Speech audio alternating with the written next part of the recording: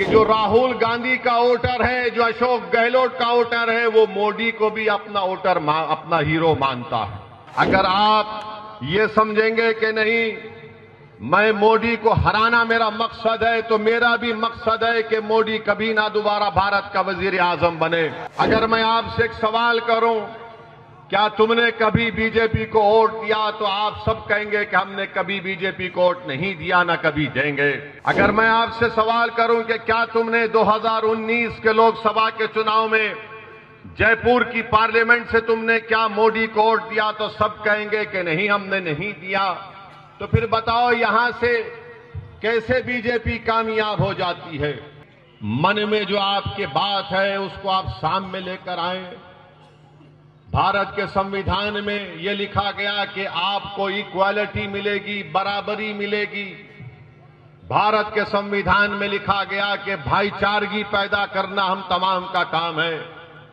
तो मैं आपको बताने आ रहा हूं कि अगर आप आजादी चाहते हैं नफरत से, अगर आप हिस्सेदारी चाहते हैं, बराबरी चाहते हैं, अगर आप डिस्क्रिमिनेशन का खात्मा चाहते हैं, अगर आप भाईचारगी को मजबूत करना चाहते हैं, तो 25 तारीख के दिन आपको मजलिस इत्तेहादुल मुस्लिमीन के हक में पतंग के निशान पर बटन दबाकर इन तमाम चीजों को हासिल करने की लड़ाई का आगाज करना पड़ेगा। अगर आप ये समझेंगे कि नहीं, मैं मोदी को हराना मेरा मकसद है, तो मेरा भी मकसद है कि मोदी कभी ना दोबारा भारत का वजीर आजम बने। मगर मेरे अजीज दोस्तों और बुजुर्गों, अगर मैं आपसे एक सवाल करूं, क्या तुमने कभी बीजेपी को वोट दिया, तो आप सब कहेंगे कि हमने कभी बीजेपी को वोट नहीं दिया, ना कभी देंगे। अगर मैं आपसे सवाल करूं कि क्या तुमने 2019 के लोकसभा के चुनाव में जयपुर की पार्लियामेंट से तुमने क्या मोदी को वोट दिया, तो सब कहेंगे कि नहीं, हमने नहीं दिया। तो फिर बताओ, यहां से कैसे बीजेपी कामयाब हो जाती है?